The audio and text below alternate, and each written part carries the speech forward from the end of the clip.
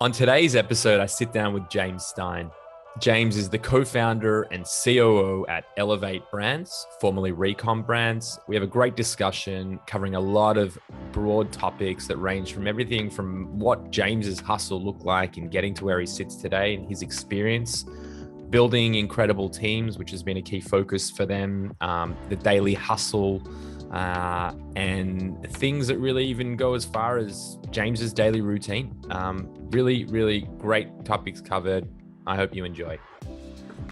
Hi, and welcome to Successful Scales, the show where I interview now successful professionals about their journey and try and garner insights onto any tips that can be applied to your business at home. Whether it's financial freedom or the exit of your company, wherever your journey may take you, the idea here is to simply learn from those who have done it before. I hope you enjoy and you get some value out of this. Buckle up and enjoy the episode.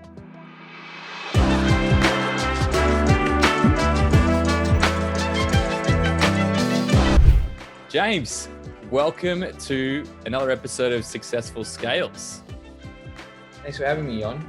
Mate, it is an absolute pleasure to have you here. We actually started chatting, I think it was last week or 2 weeks ago. We were supposed to record a podcast. We ended up chatting for 2 hours and we just said, you know what, we should probably record this stuff. So happy that we've made it and happy to have you here, giving up your very valuable time. Yeah, well, I hope I can provide some value. Well, I feel like you're not going to struggle there. So, I mean, we've gotten to know each other a little bit, but for those listening, it'd be great if you could just tell me a little bit about you, your experience, and let's start off there. So I suppose where to start. So you can hear I'm South African. I live in Manhattan.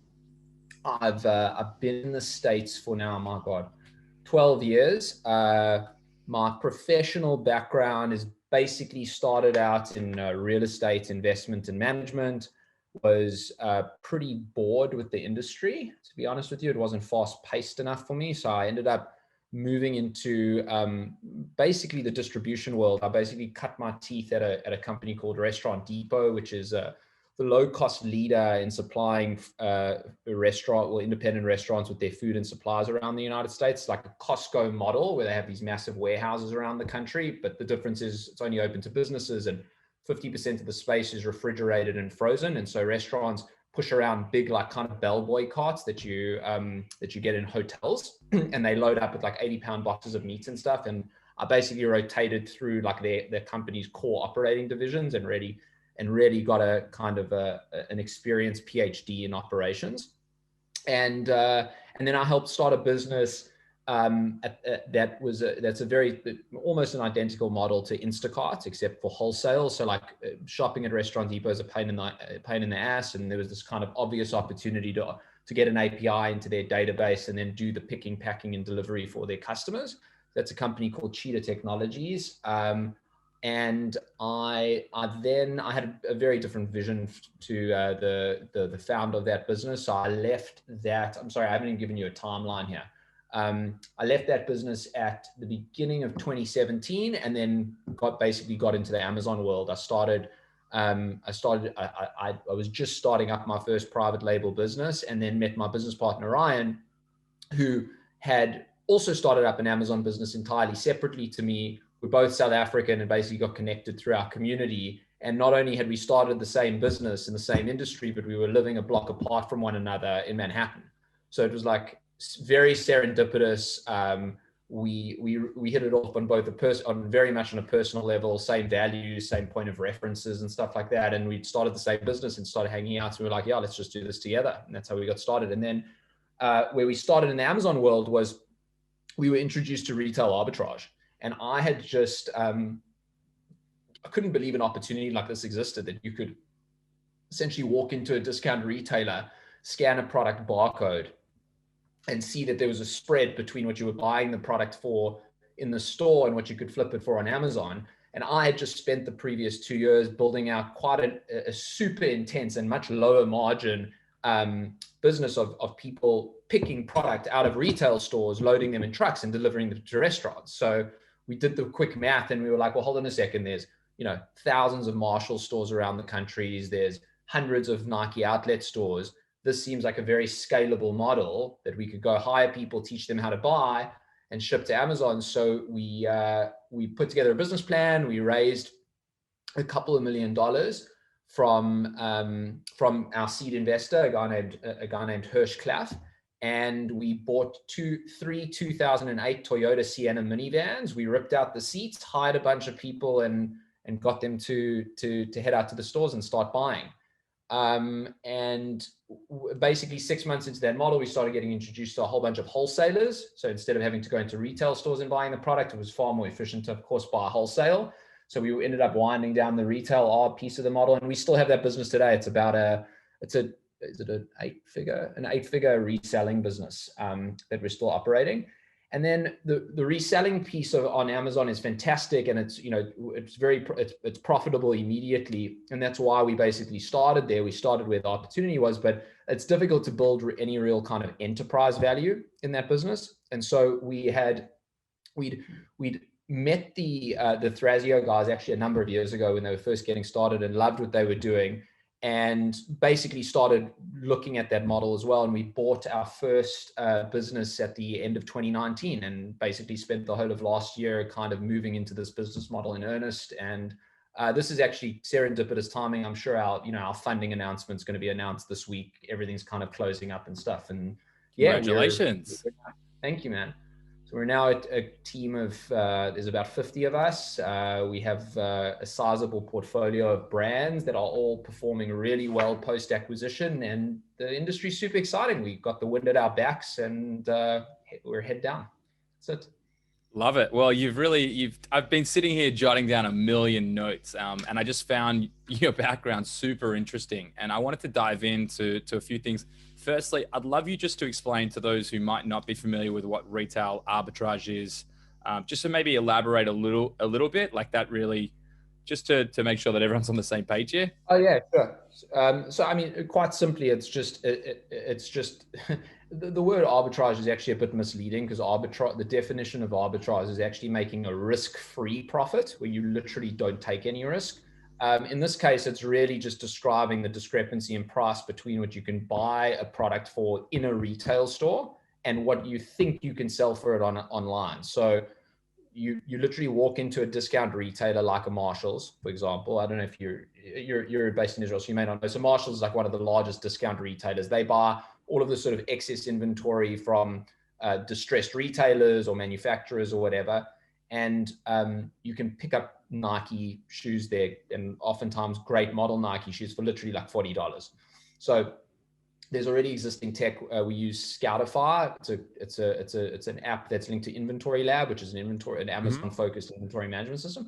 And you can scan the barcode. It just consolidates the Amazon information, sales rank, etc. So you can see demand, you can see historical pricing. And if you can make enough of a spread after adding in all your costs of picking up the product and shipping it to Amazon, you buy the product, and that's it. Beautiful. You really explained that very, very clearly. So thank you. Spent a lot of time in Marshalls stores, dude. Yeah, mate. You know what? I've got to be honest. Every time I go to the US, and I lived there for a 3-year stretch, I literally fly in with shitty suitcases, and I come out with some much better ones. I just flip it myself. But yeah, Marshalls is great. So super interesting background you have, and it's starting for me to understand where Elevate Brands is. You're a founding partner of the business. You've really sort of looked to drive what it's going to look like into the future, but having that supply chain, having that insight, and kind of having your tutelage through into stepping into where you are today makes a lot of sense to me. So pretty cool just to kind of hear where it's at, and also the fact that you've hustled, mate. Like you're ripping out seats of vans, you're acquiring them, you're making things happen. And I think that dude, that was the easy part. You should have seen what I was doing at Cheetah Technologies before that. That was 3:00 in the morning in warehouses, carrying around literally thousands of pounds of meat and supplies. Picking up shoes was easy.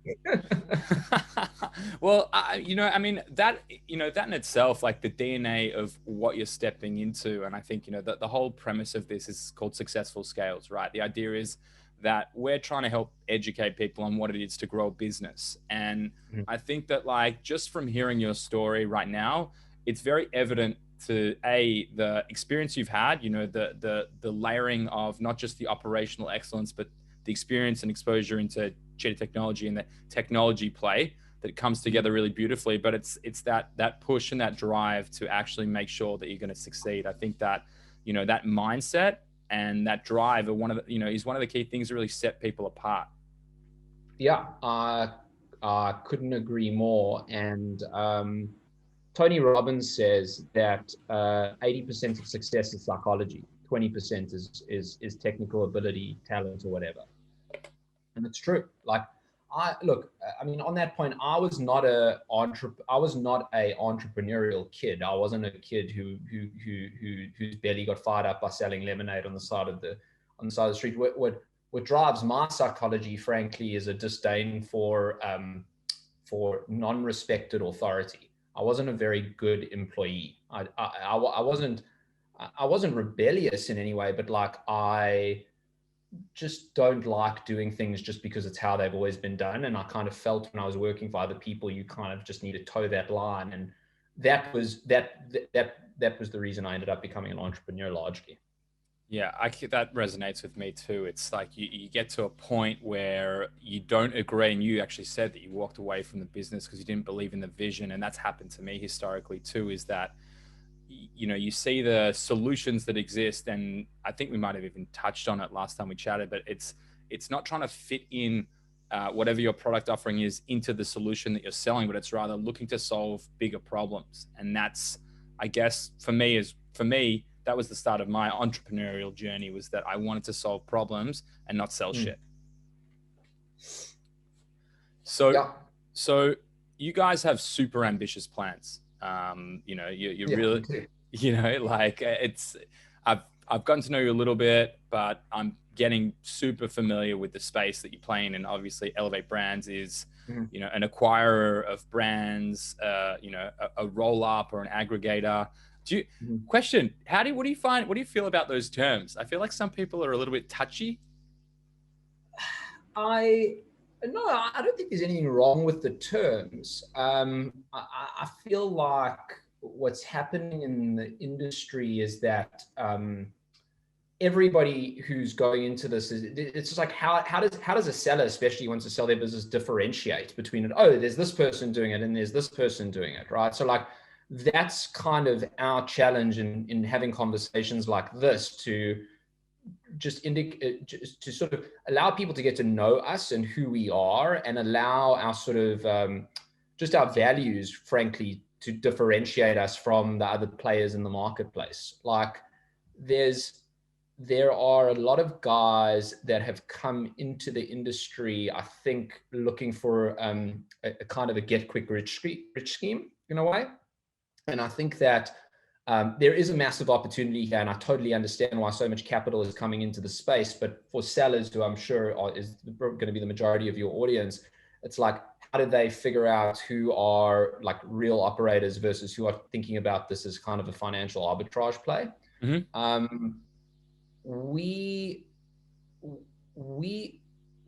It's like, we're an aggregator because that's the main thrust of our business today, but I wouldn't consider us like that is who we are. I would talk about us as we're a consumer products goods company that is merely getting to scale through acquisition, right?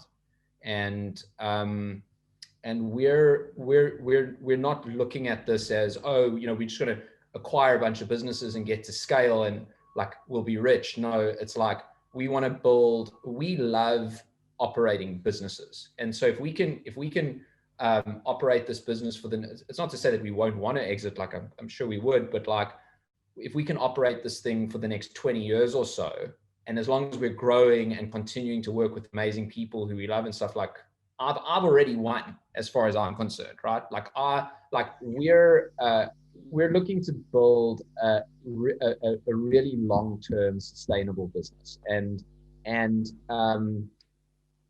I think what we'd like to communicate with sellers is that we're operators basically with the track record, and we're not just coming into the space because kind of an opportunity presents itself. We love what we do every day, and I think that will largely be the thing that differentiates, like the sort of like it settles the wheat from the chaff amongst everyone coming in, you know. Absolutely. And you know what? You said something that really resonated with me the first time we were speaking, and you were talking about the fact that you're at a point where you feel like you've really got your senior leadership team rock solid, and that is really what is like satiating for you. And for me, that's a big part of it for me as well. Like, you spend so much of your time working with your team, almost more time than you spend with anyone else. And so just hearing that as well, I think that was the first thing we sort of connected over, was the fact that we both had such loves for our team. And I think that that's also a key differentiator. Absolutely. I mean, it's Peter Drucker's, I think one of his most famous quotes is "culture eats strategy for breakfast." And it's so fucking true. And it's, you hear these things and they sound fluffy and stuff until you sort of like live it. And it comes down to values. And the reason it's so, if you can get the values of the leadership team right, that permeates through the whole organization. And why being congruent on your values is so important is essentially because of trust. It lubricates the wheels of being able to get shit done and move past politics, right? At the end of the day, businesses are merely a conglomeration of people. And the more well-oiled the relationship between those peoples are, the better the company is going to function. So never mind the fact that we've actually been operating for a while and we know what we're doing. And from a technical standpoint, I think we've got proof points that we can point to as to why we think we're better than most. I would obviously argue in a bit of isolation that I think really makes us, what will hopefully make us the best will be the culture, and that starts with, I mean, not just the leadership teams, everyone else who we've hired. We've just got amazing people working with us. People drive businesses, not businesses. I think I said that recently, but it's I couldn't agree with you more. The culture will absolutely cut through, and if you have the right people, then everything else is sort of noise. You're stepping into a space, right, that is, in my opinion, everything that is, e-commerce right now, as it relates to Amazon and what you guys are up to and similar companies. I feel like it's really going to shape the face of what e-commerce looks like for at least the next 5 or 10 years and maybe beyond. What in your mind, we're talking again about scale here. What in your mind is going to set people apart? We've talked about culture, but what are the challenges that you see in terms of growing a business beyond having, 10, 20, 50, 100 brands? I'm not sure what your kind of acquisition roadmap looks like, but what do you see as kind of the key challenges to getting there? I'm going to sound redundant here, but look, I think that very few things in life, in business, move the needle. It's like everything is important, right? Like there's the saying, retail is detail. So yes, you've got to be on top of your logistics shit and seeing if you can draw out cost efficiencies there. Yes, you want to optimize your PPC and ensure that you're squeezing margin, or you're analyzing your LTV to determine whether it's like, all of that is absolutely critical. All of the minutiae is absolutely critical to functioning the business. But like me as one of the leadership in the business, I have to look at where I can have the most amount of leverage, right? And I'm a big fan of Naval Ravikant, and he talks about leverage in terms of capital, technology, media, and people.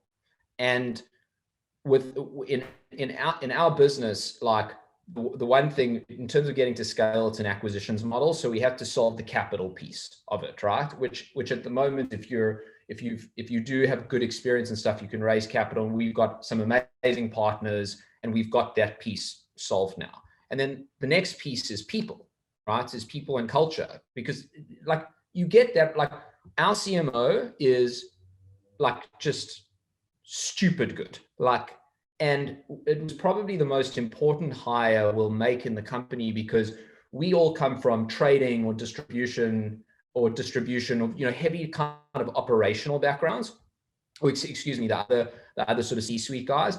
And we knew that we didn't have a branding or creative bone in our body. And so like we spent, I think it was literally 6 months looking for our CMO low.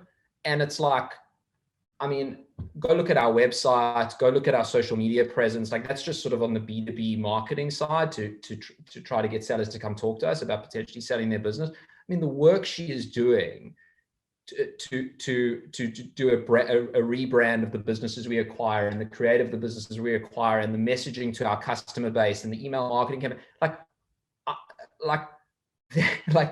needed to solve one problem, is find her, and she's taking care of other thousands of problems that need to be solved in order to be successful. So yeah, that's the answer, is people. And I'm spending most of my time interviewing and then bringing on people. So well, that's a good sign, right? Very interesting to hear that. I wish people that I've worked with I come from creative advertising, so I wish people saw the value in me back then, but here we are now. Very interesting. And also, you've name dropped like 3 or 4 books, and I've literally written down a bunch of them because that's definitely the next thing I do is read them. But is that something that's a big practice for you? Is that where you're like, how you know, we're all trying to grow, we're all trying to scale ourselves effectively. What are your main drivers? Like, do you have mentors? Do you do, you know, what's your kind of go-to strategy? I have one of my biggest passions is actually just psychology and figuring out how to operate this thing called our brain. I spent a tremendous amount of time in my 20s reading books. I essentially don't read fiction books. I only read nonfiction books, which is probably not good because sometimes fiction is more true than nonfiction. I consumed a lot, less so now, because a lot of it is, again, very few things move the needle, and you start just seeing these that you know, it's most things are very easy, just difficult to execute. But so now we're getting a lot. I hadn't really had a mentor until really recently, and now with like just these amazing people that we have in our company and our investors and stuff, we've got some like amazing people helping us and pointing us in the right direction. But I'm sorry. So the question was what do I focus on in terms of growing and learning? Is that the question was more so like, as much as this is about everyone else, right, and the education we can share with them, but for me, just to be totally candid, like I'm on a journey myself, right? Like you get to these points where I get to have high level conversations with guys like you and a bunch of incredible people that I get to speak to every day. And, you know, you get to these points where sometimes, you know, you're stretched, right? Like I haven't seen things before. Like I'm not running my own roll up right now, even though we have operational excellence in our consulting practice, because that's a much bigger risk, one that I'm not ready to take right now, or maybe ever, who knows? But what I'm saying is, like, I'm right now trying to figure out, like, do I find a mentor? I'm in a bunch of masterminds. I'm doing like everything I can to grow my knowledge base. I read a million books. I'm also big into psychology too. That's probably my biggest driver as well. And we can probably talk a long time about books that have had impact. But, you know, what are some of the things you're doing to kind of elevate yourself? I like the use of the word. I did that. I did that intentionally. So I'll talk about it on a personal level, and I'll talk about the challenges for me as like now becoming, you know, stepping out of the sort of grind as an entrepreneur and in becoming a manager. So look, on a personal level, for anyone who's, I bore people to death with this, the number one thing I think anyone can implement in their lives that has the biggest ROI is forcing yourself to have a freezing cold shower first thing in the morning. Wim Hof, baby. Yeah, exactly. So I do his breathing techniques, and like, Jesus, I could talk about this for 50 minutes, but the gist of it is cold therapy's got a lot of physical benefits, reduces inflammation, it gives your body an acute shock. So it's been shown to kind of build up your immune system and stuff. But from a psychological level, nobody wants to have a cold shower in the morning. It's the worst thing in the world. But if you can get that first little small win in the morning, it really kind of creates the momentum for the rest of the day. And then after you get out of a freezing cold shower, you feel like you can run through a brick wall. So you've just got a really good mood lift and boost to start the day. Is that comfortable? Is that comfortable for you now? Doing a cold shower? Yeah. It's never fucking comfortable. It's always fucking horrible. always horrible. That's the point. It never gets easier. I swear to God, it really doesn't. See, I feel like I got to a point. I feel like I got to a point where I was okay with them, and then I stopped for a long time, and I've stopped doing it. And then you go back. Yeah, I suppose you live in Israel though, so like try the cold in a New York winter. It's another level. Yeah, no way, not happening. So yes, in the summer in New York, cold showers are easy. In the winter, where it is now, not so much. In terms of it, honestly, I'll tell you. So we're recruiting a chief supply chain officer now, right? And it's like such an important position. So how not only do we have to recruit the right person, but like I've got to learn about practically what actually goes into this function at scale. And so, and we did the same process with our CMO hire. We're doing it now with our chief supply chain officer. I'm going to go and speak to 20 people whose resumes look like absolute best in class, at least on paper. And I'm not going to make a decision until I've spoken to all of those people and thought about every question I can ask with them. And at the end of that, I will know, one, exactly what kind of person we need, and two, by the end of it, I'll probably know exactly how to structure the department because I would have spoken to about 20 experts, and then I'll be able to benchmark them against one another to make a kind of a gut call on who we think is going to be the best cultural fit as well as has the skills. So that's been super cool. And it's honestly, it's also the awesome thing about the business model. It's so multifaceted, right? So like our business model can essentially be summarized into M&A, supply chain, and marketing. Those are the three buckets. But we're kind of category agnostic at the moment, and we're buying businesses across all these different categories and stuff. Like, it's so cool that because this is why we love business so much. It's the ultimate infinite game, right? You're learning about all these disparate niches and all of that, and we're going to be having to hire people accordingly and stuff. And probably the biggest lesson that I've now internalized is don't try to do shit on your own. Pick up the phone to an expert and have them tell you how to do it. You'll save a tremendous amount of time doing that. So great advice. And that's very Tim Ferriss-esque. Yeah, mate, we love all the same guys here. I guarantee you're friends with our good friend Stephen R. Covey. Well, rest his soul. Yeah. But that was the book for me that really changed it all. Like when I read that was like the gateway drug into everything else that I, started reading. So yeah, Tim Ferriss. I mean, I actually probably my most enjoyable was Tools of Titans. I feel like reading kind of the different practices and habits of all, how he split it up to healthy, wealthy, and wise, and you could choose your own adventure. I loved that book. Yeah, excellent. No, they're awesome.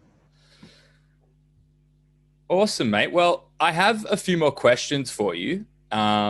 And a lot of them center around really, when you think scale, when you think about sort of what you've experienced to date, maybe not, directly related to you as a person, but what are some of the things that you've seen in these businesses? Like you said, you walked away from one because you didn't see eye to eye with the direction of the business, but what are some of the things that maybe you've seen that, now that you're taking a step into driving, this what hopefully will be this behemoth of a business with the wind at your back, what are some of the things that you sort of saw that were mistakes that you're going to look to avoid? To put you right on the spot there. I mean, mistakes in my previous life. I can tell you just practically mistakes in this business model was we bought a business and it was a small acquisition, and the reason we decided to move ahead is because it was a small acquisition. We knew if we were wrong, we could basically deal with the consequences without it being materially detrimental to the business. We basically weren't able to vet out the supply chain thoroughly enough, essentially the reliability of the supply chain. And again, with very few things moving the needle, like there's a whole bunch you can do on the marketing and branding things to grow the business. But if you fuck that up, like you can recover, right? You can put out some creative that doesn't resonate. You're like, shit, got that wrong. Okay, back to the drawing board, right? But if you don't have inventory to sell, there's nothing you can do, right? And so if your supply chain is unreliable, there's nothing else you can really talk about. So bought the business, the suppliers lied to us about their reliability, et cetera, et cetera. So, there was that. And so we've developed mechanisms to kind of cut through any kind of bullshit and vet out the reliability prior to the acquisition. And yeah, so we bought the business. 2 months later, product became deficient, quality was terrible. Had to recall all of our inventory, sever the supply chain relationship, find a new supplier. And we've now, this has been over the last sort of 6 months or so. We've now done all of that, and that business, we will grow that business 200 or 300% or whatever. But yeah, it's gone nowhere for 6 months. So that's that. And then, again, like, it's just, I know it's being redundant, but like more broadly, like, I think I may have told you this quote the other day. I can't remember where the quote is from, but like, the definition of wisdom is the ability to internalize advice without having to experience it, or for maybe another way of saying, without having be kicked in the balls in my circumstance, right? When you suffer emotionally, all of a sudden you start learning these lessons, and it's these fundamental truths that you always get told about in business, like hire people with the same values as you. Like, it's not a moral judgment. Everyone's got their own, I don't know how you objectively define morality or whatever, but like, having to argue with people about the correct way to behave and the correct way of doing things is it's just exhausting, and it takes forever, right? If you share the same values with someone, it's just like, we're doing this and we're doing this because, and everyone's like, cool, like, you don't have to explain it to me, you can just move ahead. So just don't get into business with people who don't share the same values as you. Simple.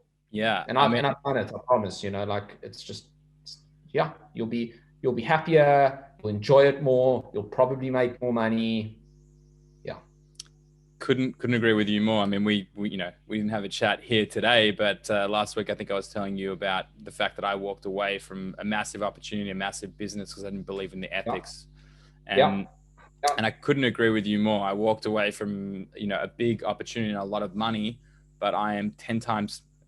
I couldn't even quantify how much happier I am today. And as a result, the long-term future for me, in terms of what the definition of success looks like, which is actually happiness and the enjoyment, financials, all that shit, it'll come to play. That's a byproduct of, not the driving factor. And so that really that's the hard part, right? Because our amygdalas and our fear centers of our brain are always worried about putting food on the table, money, etc. And so you end up giving in on these things that to be true, like finding people with the same values. And oftentimes, like, I've done it, you end up you end up going against your better judgment because you're afraid, or the opportunities in front of yourself. And it's difficult to internalize that before you've sort of made the mistake and seen how it just sort of screws you in the long term.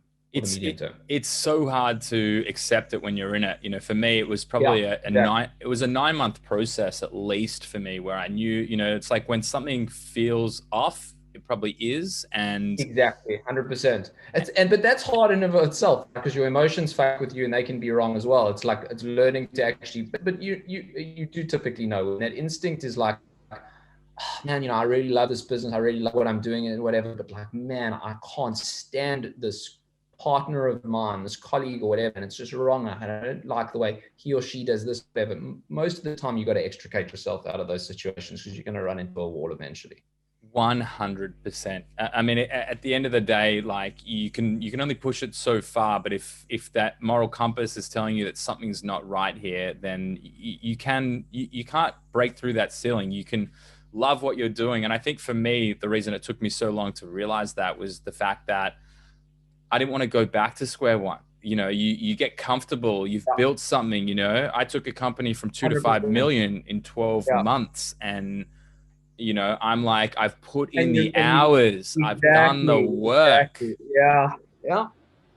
It takes a hell of a lot. It takes a hell of a lot of bravery and a hell of a lot, and people who are wiser than I was in the past to be able to say, you know what, I've done well, but I'm walking away. And it's hard.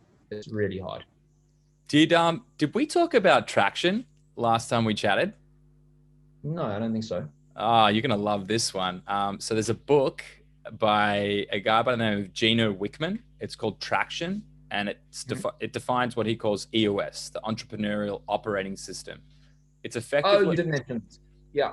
So yeah, so for those who are listening and interested in hearing me talk for an hour with interesting people, then Traction is effectively a toolkit that looks at 20 tools of how to run a business effectively. And you've talked a lot about people today. How do you understand if someone is a right fit from a cultural perspective? How do you actually get into bed with the right people and make sure that it's for the long term? And so they've got a process on how you build your core values, and from your core values, you build what's called the people analyzer. And in the people analyzer, based on the core values, you look at each of your core values. And we've got some interesting ones. I won't pull them up and read them out now, but I'll tell you another time. And in it, you literally put every person that you're going to hire in the business against the core values, and you give them a plus, a minus, or a plus minus. Now, not everyone's not going to necessarily exhibit 100% of your core values, but if they're like, let's say you build 7 core values, if they hit on 5, perfect. That's an amazing fit. If they hit on, when you start to hit at about the 3.5 mark, you start to really question it. Like, what's the real value here? And anything under that, or under 4, let's say, that's a no. And so that's like one of the ways they talk about building business here. They do things like your 3 and 5 and 10-year plan, and building the roadmap and all these really valuable things. There's a tool in it, and I think it's probably one thing that's really changed our business operational effectivity, and that's the L10 meeting, the level 10 meeting, where you have a 90-minute meeting.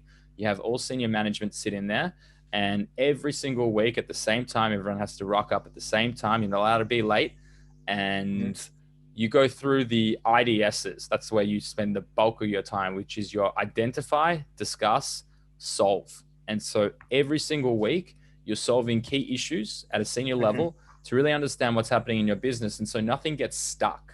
And, I think. Sorry, go ahead, John. I was going to say, when you talk scale and you talk, how do you actually achieve it? Like, you've talked a lot about routine today.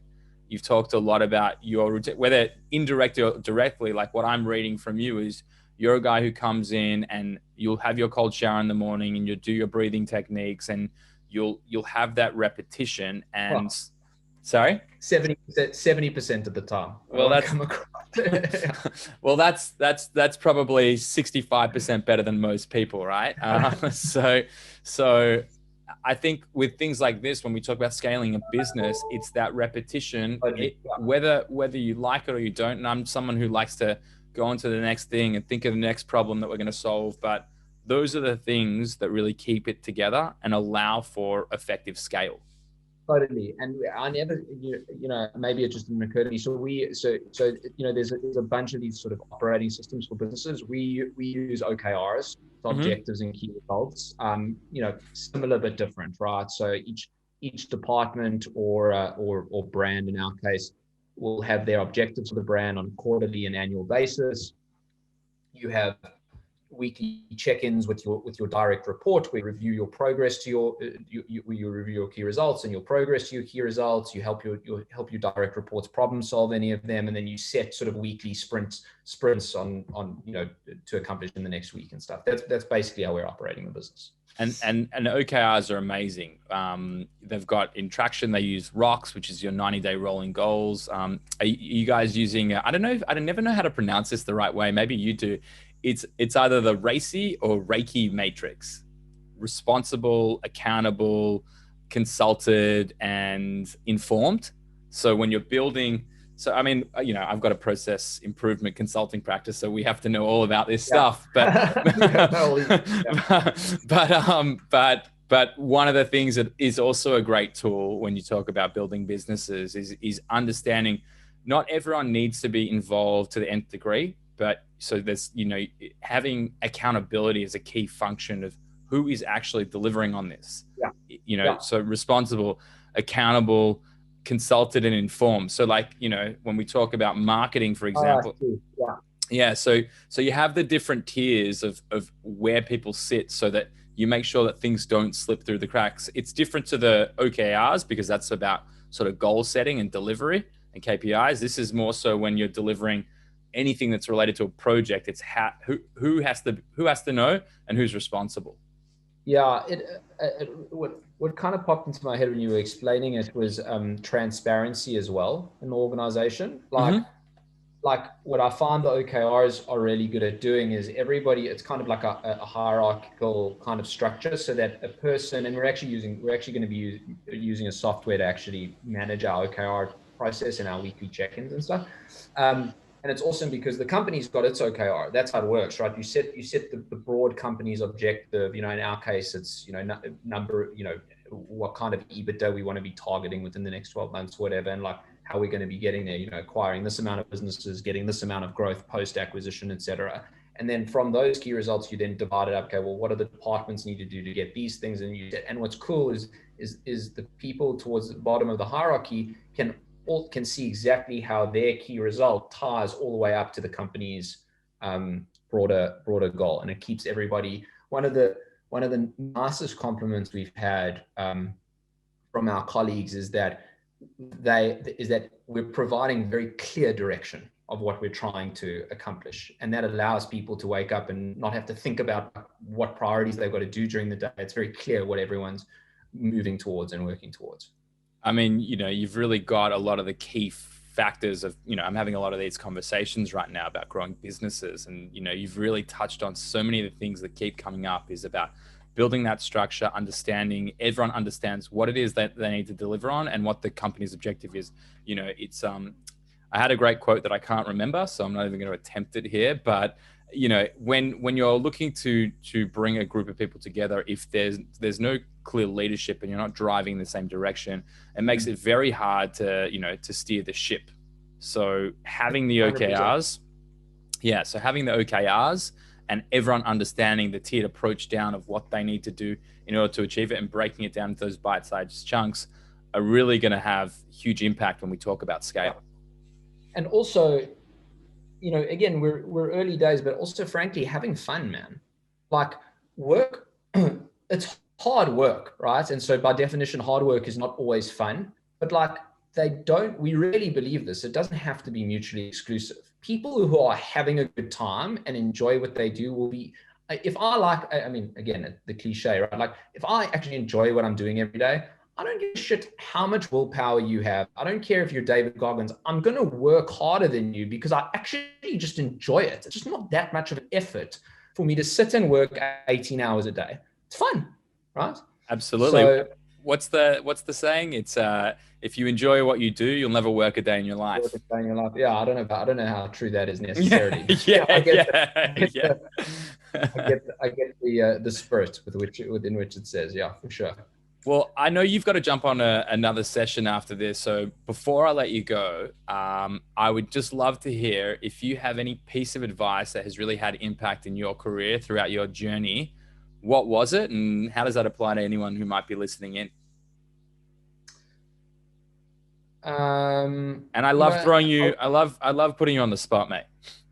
No, I mean, it's all good. I mean, like, it's so funny with these, like I listen to tons of people who are much, infinitely more successful than me and stuff. And like what I find about advice is it's funny. It's like, it's all great stuff, right? Like take it in or whatever, but no person's life thing can ever be summarized in a sentence or whatever, right? It's like, it's just the world's way too complicated and we're all so different. But what I was actually thinking about, like talking about scaling and like advice, not advice I give, but again, this is sort of what I've internalized from my own mistakes is, there is a ton of capital available in the world. So for anyone who actually has a legitimate business and it isn't a one-entrepreneur or whatever, like actually has traction, like has a business or whatever, like to let you, and has a plausible kind of route to success that you can tell a story about. There's so much capital concentrated in few people's hands, and they need to deploy that money. And you don't have to take money from fucking assholes. You just don't.